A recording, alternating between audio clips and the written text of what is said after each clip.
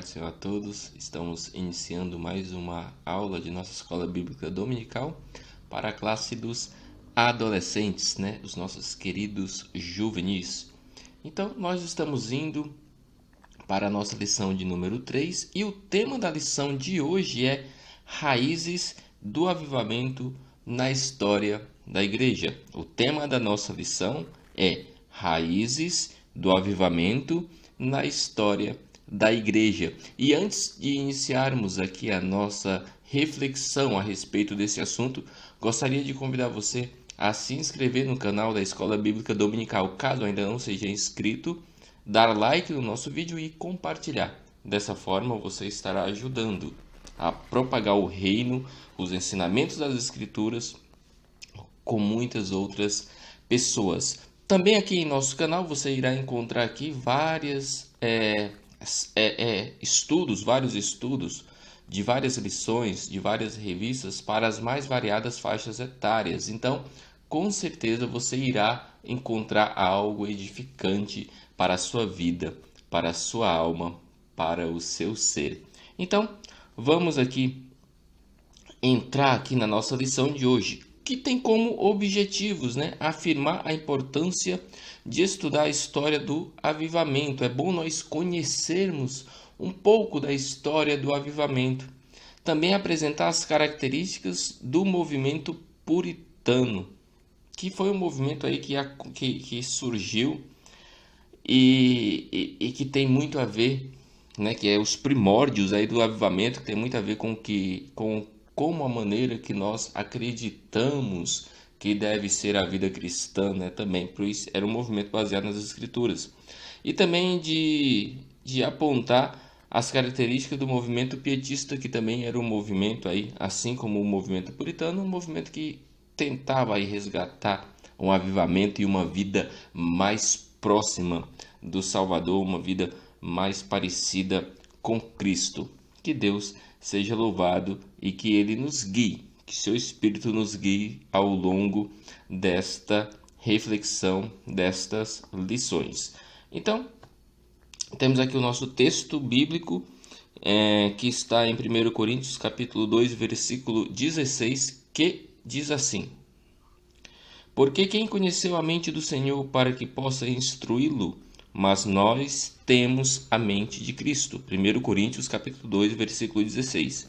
Porque quem conheceu a mente do Senhor para que possa instruí-lo? Mas nós temos a mente de Cristo. Isso aqui está em 1 Coríntios capítulo de número 2 e versículo de número 16. É isso que está nesse texto que se encontra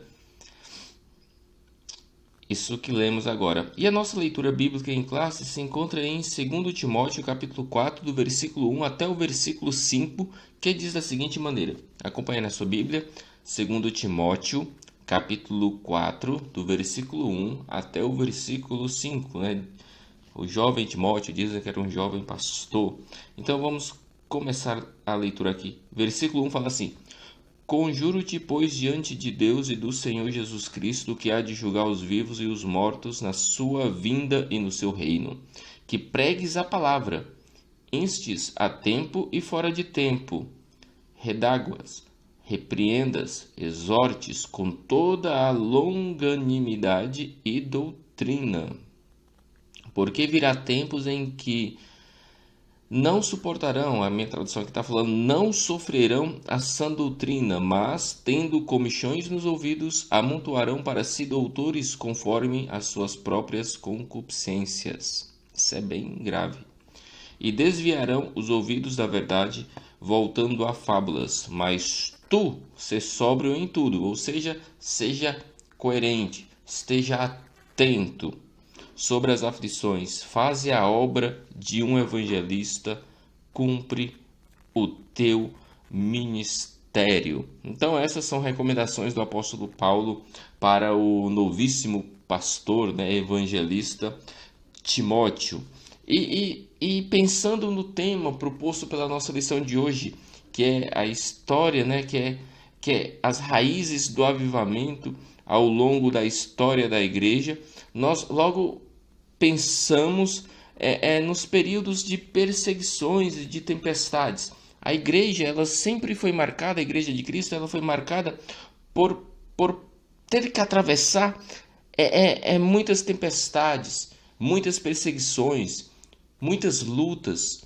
Quando a igreja em si, no geral, ela não está sendo perseguida, pessoas em si, por professar a fé em Cristo, por ser de Cristo, por serem evangélicas, né, as crentes conhecidas, elas acabam passando por algum tipo de perseguição. E tudo isso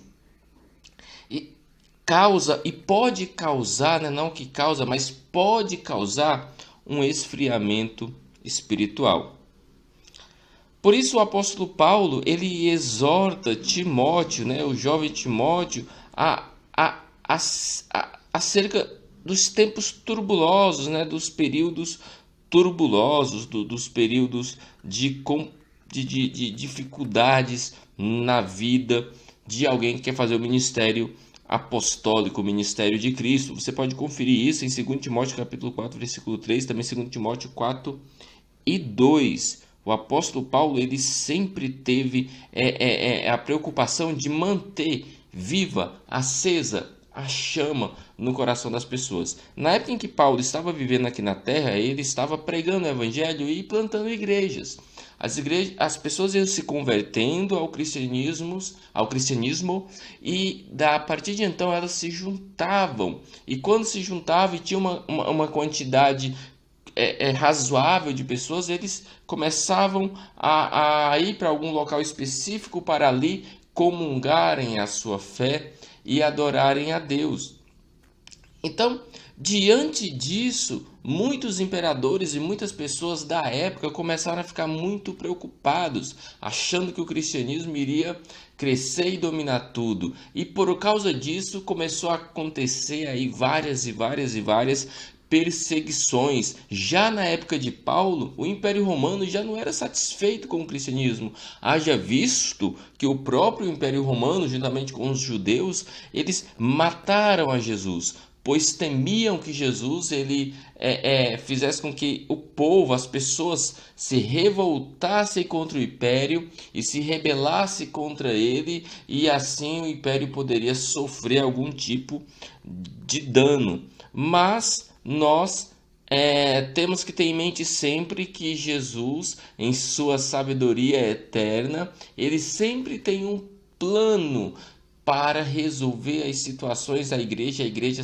continuar intacta e continuar aí a sua jornada, e continuar aí o seu papel aqui na terra, até que Cristo venha. A igreja de Cristo, ela é blindada pelo Senhor, mas isso não isenta dela passar por perseguições, por provações e por muitas pessoas se desanimarem na fé e esfriarem espiritualmente e de maneira coletiva. Se você olhar atualmente, nós estamos vivendo em um momento de grande frieza espiritual. As pessoas estão cada vez mais voltadas para a sua própria vida, para os bens terreno, para a vida material, para a vida secular, e estão deixando em segundo plano a vontade de Deus, as coisas de Deus. É necessário, meus irmãos, que assim como aconteceu lá no passado, que haja um avivamento nos corações. Eu particularmente não creio em um avivamento aí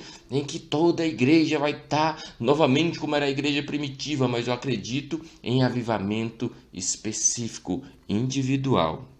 Isso eu acredito. A história deve gerar em nós raízes e nunca âncoras. A história, quando nós conhecemos a história dos nossos primórdios, dos avivalistas, dos avivamentos que ocorreram ao longo da história da igreja, nós devemos sempre entender que essa história deve causar em nós, deve gerar em nós raízes e nunca âncoras. Sabe por quê? Pois raízes, elas prendem nós na terra e nos nutrem. As raízes nas plantas, elas fazem justamente isso, elas mantêm a planta fixada. ela não cai, ela está ali firme, ela firma a planta na terra. E da terra, essas mesmas raízes tiram substâncias e mantêm a planta viva.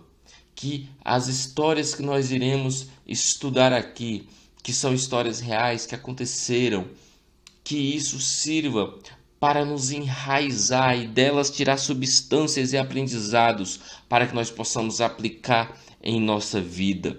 Agora as âncoras, elas não fazem assim, pois elas apenas, simplesmente, elas se agarram em algo, e muitas das vezes é algo que não é tão fixo assim, e um tombo maior, a âncora pode se desprender, e aí nós ficaremos à deriva. Então precisamos de raízes e não de âncoras. De raízes e não de âncoras. Então que você nesta lição possa criar raízes para que um verdadeiro avivamento comece a surgir em sua vida. E para dar início, nós já veremos aí o movimento dos puritanos e do pietismo. Iremos ver com um pouco mais de detalhe do que se trata, né? O que é esse avivamento, o que é os puritanos, o que são os pietistas. Então vamos ver isso logo em seguida. Mas antes vamos ver a importância de conhecermos a história do avivamento. Por que é importante conhecermos a história dos avivamentos que aconteceram ao longo dos tempos? É importante conhecermos para nós sabermos a maneira como Deus agiu no passado e a maneira que Ele pode agir no presente. Conhecer o passado não significa dizer que a maneira que Deus fez no passado é exatamente a mesma forma que Deus irá fazer agora no presente. Não. Deus ele age de maneiras diferentes, em momentos diferentes. Ele age de acordo com a situação. Pode ser que para o momento presente seja diferente, mas pode ser que seja semelhante. Então, olharmos as maravilhas de antigamente, ver como que Deus usou pessoas chamadas por Deus, com o coração voltados para Deus. Isso é inspirador e nos eleva e nos faz com que nós queiramos cada vez mais fazermos a obra de Cristo. A obra de Cristo, que é tão importante.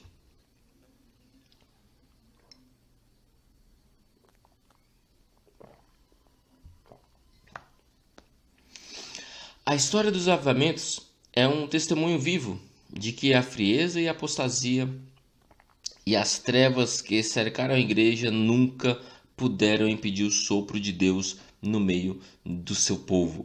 Ou seja, quando nós estudamos o avivamento ao longo da história da igreja, nós percebemos que Deus sempre teve e sempre terá o cuidado de manter a chama acesa, a chama viva da igreja. A igreja sempre ela será um organismo vivo e por mais que os tempos sejam tenebrosos, Deus sempre irá avivar o seu povo, avivar as pessoas, talvez não a nação inteira, mas pessoas individuais que façam a diferença. Deus está interessado nessas pessoas. Isaías 42, versículo 3 fala assim: não quebrará o caniço rachado e não apagará o pavio fumegante, com fidelidade fará justiça. Ou seja, a chama não apagará no coração da igreja. A chama não deve apagar no teu coração, não deve apagar na tua vida. Não deve. Estudar a história do avivamento é um convite para olharmos que o Senhor fez no passado, na perspectiva de clamarmos no presente a fim de mudar a nossa geração. Quando nós olhamos o que Deus fez no passado, nós somos impelidos, nós somos coagidos a orar a Deus, a buscar a Deus e a pedir para que Deus restaure a nossa geração, para que Deus ele traga de volta a essência do Espírito de Deus à nossa geração. Deuteronômio capítulo 26, versículo 7 fala assim: então clamamos ao Senhor, ao Deus dos nossos antepassados, e o Senhor ouviu a nossa voz e viu o nosso sofrimento, a nossa fadiga e a opressão que sofríamos. Quando nós clamamos ao Senhor, Ele ouve a nossa voz e atende a nossa aflição. Sabe por que muitas das vezes eu e você não recebemos a bênção que tanto queremos de Deus? Porque estamos preocupados apenas conosco, enquanto que devemos estar orando a Deus e buscando um avivamento pessoal, e esse avivamento pessoal que ele venha refletir na vida do próximo, e aí acabe sendo um avivamento coletivo, mesmo que num pequeno grupo, mas seja aquele que desperta o favor de Deus, que desperta a empolgação, o sentimento original da salvação nos corações daqueles que te rodeiam. Então, vamos partir aqui agora para algo mais... vamos partir agora para algo mais histórico, né? E vamos estudar agora sobre o puritanismo. O puritanismo, ele é um acontecimento, é um movimento reformador que surgiu na Inglaterra em meados, né, por volta aí na metade do século XVI, durante o reinado da rainha Elizabeth I. O objetivo desse movimento, do puritanismo, o objetivo desse movimento foi de reformar as bases morais, espirituais, litúrgicas e cerimoniais da Igreja Anglicana, aproximando-a doutrinariamente da reforma protestante e afastando-a da Igreja Católica. A Igreja Anglicana ela tinha fortes raízes católicas e ela vivia e ela estava em uma situação muito complicada, sombria, um momento de muita frieza. A Inglaterra nesse período e nesse tempo estava passando por uma frieza espiritual gigantesca. As pessoas já não tinham mais prazer de buscarem a Deus. E olha que a reforma protestante tinha acontecido em pouco tempo, mas as pessoas já estavam esquecendo de tudo. Então aparecem os puritanos, e aqui mais especificamente para a igreja anglicana, e tenta fazer com que a igreja anglicana se afaste cada vez mais da igreja católica romana e se volte mais para Deus. Mas não apenas isso, eles queriam que todos estivessem se voltado mais para Deus. Eles queriam purificar as pessoas, queriam afastá-la do sincretismo religioso e queriam fazer com que elas se retornassem e tivessem uma vida comprometida com a palavra de Deus. Eram esses os objetivos dos puritanos. Só que os puritanos, eles não apenas estavam envolvidos com a igreja anglicana, com a igreja em si. Eles tinham também, e eles impactaram, melhor falando, eles impactaram também o meio social, o contexto social em que eles viviam, porque eles também buscavam uma pureza na família e na sociedade.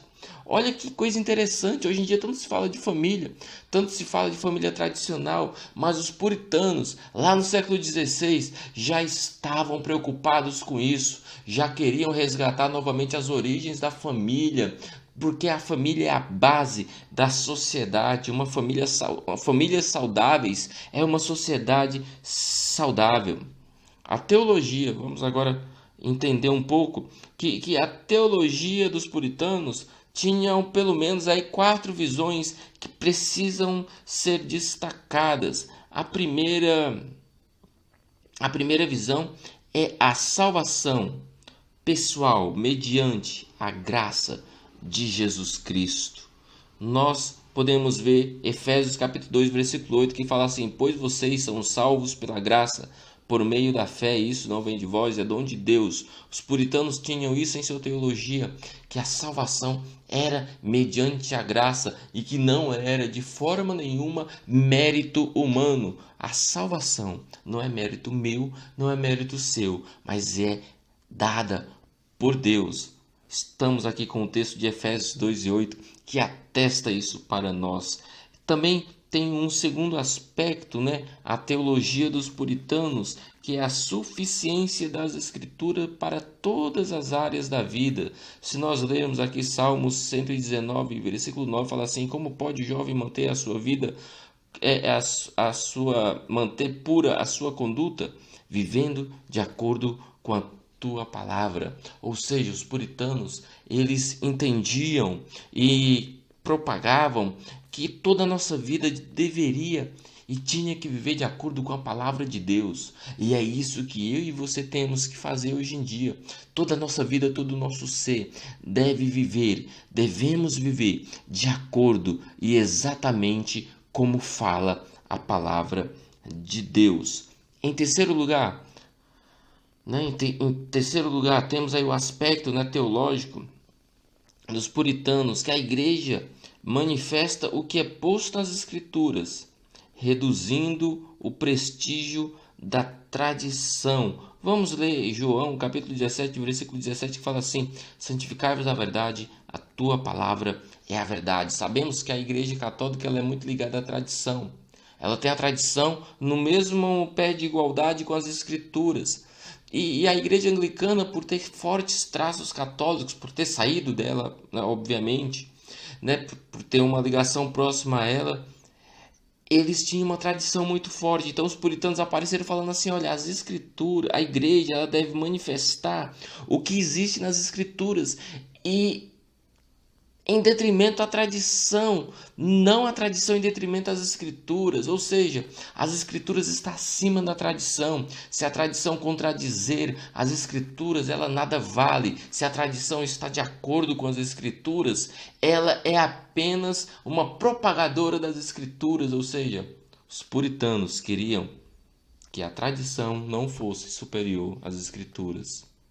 Talvez a maneira que você se acha religioso, a maneira que você acha que faz as coisas para Deus é a maneira correta, porque você segue tal liturgia, segue tal tradição. Tome cuidado. As escrituras é que tem que ser acima de tudo em sua vida. As escrituras. As escrituras é mais importante na nossa vida. Continuando aqui. 4. Eles ensinavam que a sociedade seria um todo unificado para Deus. A intenção dos puritanos era que as pessoas, toda a sociedade, os povos, eles se unificassem para glorificar a Deus. E esse pensamento dele é um pensamento bastante interessante, porque é um pensamento evangelístico. É um pensamento em que as pessoas deveriam se voltar para Deus e que as suas vidas vivessem totalmente para Deus. Ou seja, cada indivíduo, todas as pessoas deveriam fazer tudo para a glória de Deus. E olhem em que eles se baseavam. 1 Coríntios capítulo 10, versículo 31. 1 Coríntios capítulo 10, versículo 31 fala assim: assim, quer vocês comam, bebam ou façam qualquer outra coisa, façam tudo para a glória de Deus. Os puritanos, eles ensinavam isso, apregoavam isso, que qualquer coisa que nós fizermos, tudo que nós fizermos, deve ser para a glória de Deus.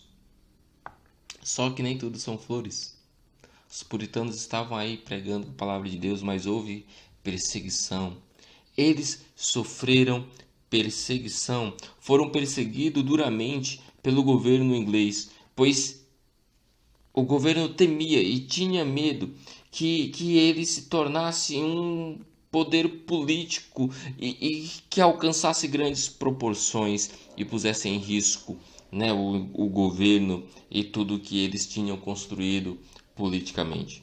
Todavia, os efeitos práticos só começaram a ser percebidos após 30 anos de intensa pregação. Isso aqui, meus irmãos, é interessantíssimo. Eles estavam sendo perseguidos, foram perseguidos, mas só após 30 anos deles trabalharem, pregarem, o que nós já estudamos aqui a respeito deles foi que começou de fato as coisas fluírem e acontecerem. Olha que coisa interessante. Talvez o que você esteja fazendo hoje não seja visto hoje, talvez só seja visto amanhã, no ano que vem, daqui a 10 anos, 20 anos, 30 anos. Sabe, o que você faz hoje para Deus não é em vão, não é à toa. Uma hora a coisa vai florescer. A palavra de Deus não volta vazia, mas ela faz o que se apraz. Temos alguns nomes importantes, né, que se destacam aí no movimento puritano.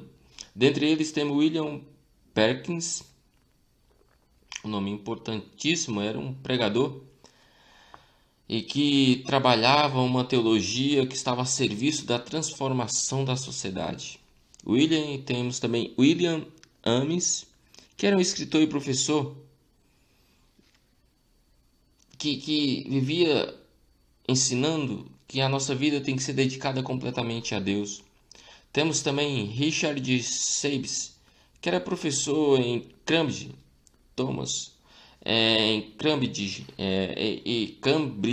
né? E também Thomas Goodwin, que era escritor e professor em Oxford, renomada faculdade que conhecemos até hoje. John Benay, grande evangelista, que na prisão escreveu o famoso livro que todos os cristãos, né, pelo menos os mais antigos aí, conhecem, que é O Peregrino. E se você, como é adolescente, né, mas sabemos que tem pessoas aqui das mais variadas faixas etárias, né, inclusive minha mãezinha, um beijo para a senhora, benção minha mãezinha, que sempre está me acompanhando lá do Ceará. Estamos juntos com muita saudade. Então, O Peregrino é um livro muito legal, muito importante e muito edificante. É importante que todos nós que somos nascidos de novo, somos evangélicos, conheçamos. Temos agora, né, vamos partir aqui, resumidamente, aqui para o movimento do pietismo, que aconteceu no século XVII, século XVIII, por ali.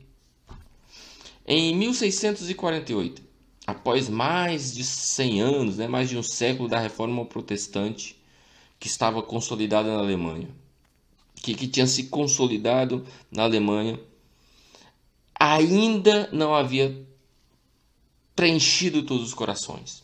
Já havia 100 anos que a Reforma Protestante funcionou, deu certo, mas nem todas as pessoas estavam ainda com o coração voltado para Deus.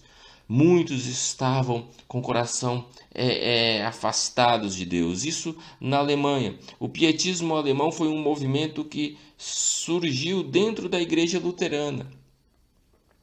Basicamente, podemos destacar as características mais evidentes desse movimento: reação contra um cristianismo que se tornara vazio, frio, institucionalmente formal em sua expressão e liturgia, apresentando uma expressão de fé desassociada da simplicidade da doutrina bíblica. Ou seja, o pietismo, ele estava lutando contra essa vida frajuta, esse evangelho frajuta, esse cristianismo frio, baseado apenas nas liturgias e nas tradições humanas. Eles estavam tentando resgatar novamente o cristianismo e a reforma protestante para a ideia da fé e de viver basicamente a fé. O alvo do pietismo era retornar à teologia viva dos apóstolos de Cristo. Olha que interessante.